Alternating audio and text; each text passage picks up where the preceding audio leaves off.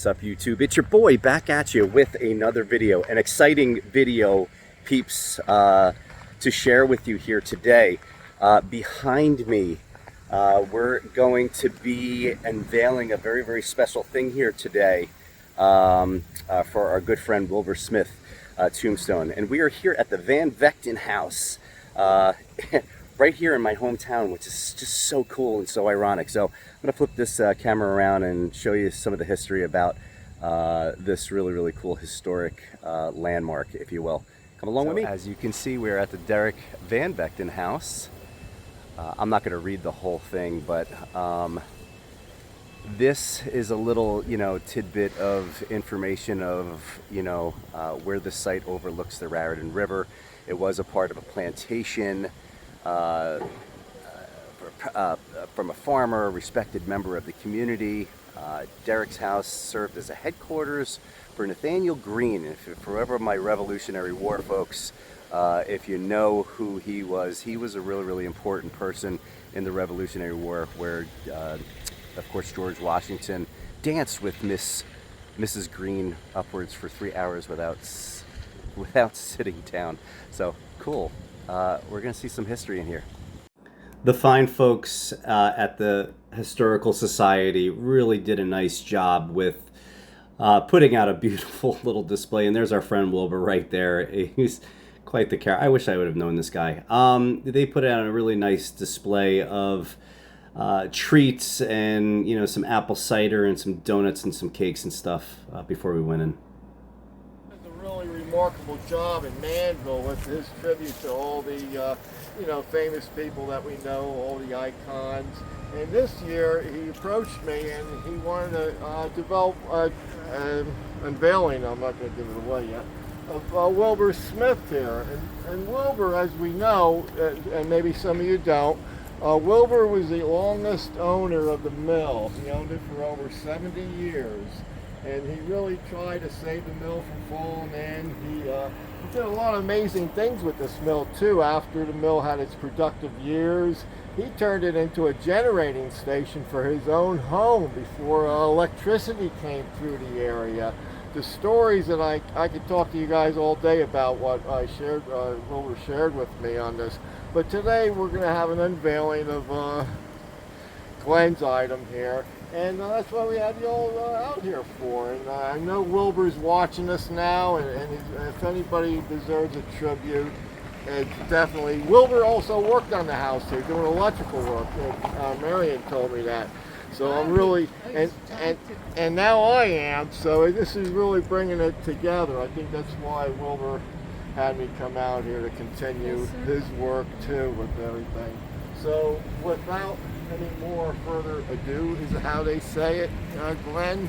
I want to take a step back too and take a picture of you unveiling this. So I'm going to do that right now. Thanks everybody for listening today. Are you ready? Here we go. Tribute to our friend Wibur Smith. Here we go. 1, 2, 3. Get it out there. Oh, I love it. There we go. Whoa! Look at that. Well, I think we should hold this up. Yeah, we should hold it up. Perfect shot for Oh, I people. think you ought to read. So Yeah. this is for our good friend Wibur H. Smith. When I met Bill at the Revolutionary War period reenactment in Manville, I was blown away by Bill's knowing all things historical, and I was really taken back and blown away by what was going on at that day.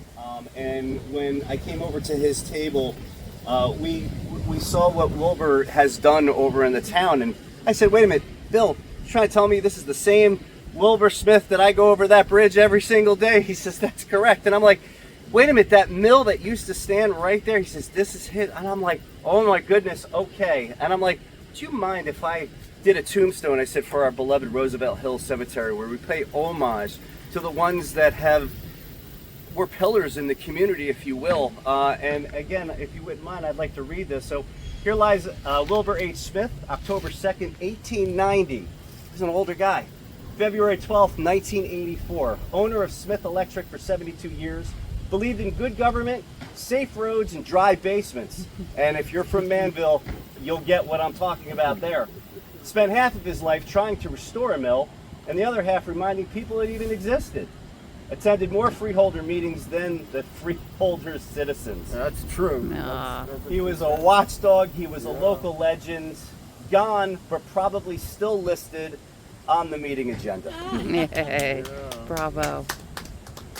And this was a wonderful piece to work on. It gave me great pleasure to work on it. Again, you know, when you look at a stone like this, and you know, Bill and I are not that strong to be holding it up with one hand.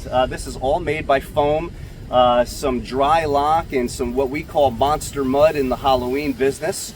It dries to almost like a sandy texture. And then I get in there with my Dremel and we engrave, you know, the epitaph, if you will. And a lot of the stuff is more detailed. A lot of these things are just wood, and we just paint them over, and then added the Spanish moss for effect. If you guys would like to see this tombstone, please, by all means, I would love for you all to come down to 1610 Roosevelt Avenue in Manville. We will be putting on a Halloween cemetery display. It's a very Victorian Halloween display, complete with a mausoleum, stuff that you probably haven't seen, and you'll probably look at this and go, "Wow, is this real or is it fake?" I try to go as real as I possibly can, and I would love for anybody to stop by, especially on Halloween night, because it's even better at night. Very good. Very good. Yeah. She said take everything you want. I'm taking everything and the description. Look at 1930, 38, a military map for General Green shows county at the time of the revolution. Do we need any of those candlesticks? No, we really do. No, it's what that is. 1977 map in the mail.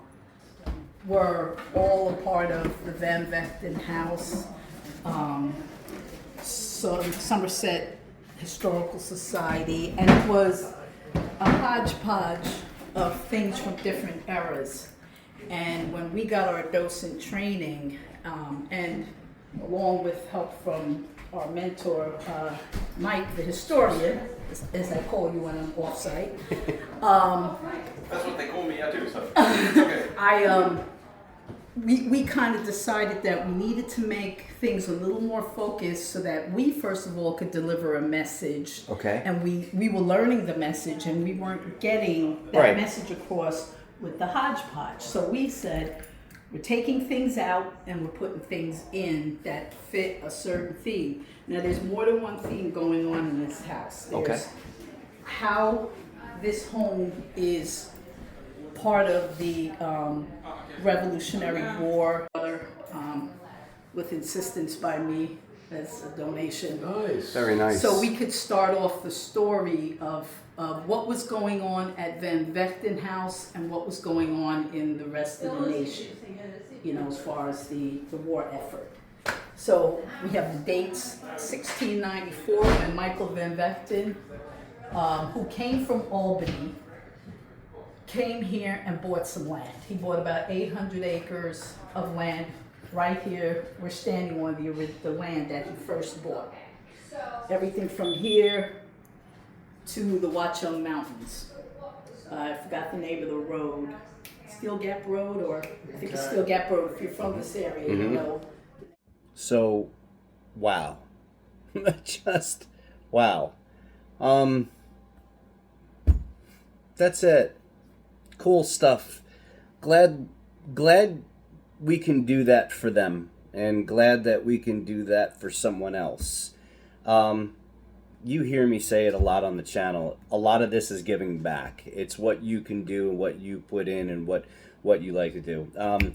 The fine folks, thank you so much over at Van Vechten House. Your hospitality was generous and wonderful, and the tour guides were fantastic and knowledgeable, and you actually learn so much what's actually in your backyard. I embark everybody out there to take a journey, know what's in your backyard, know what you've got next door, down the street from you.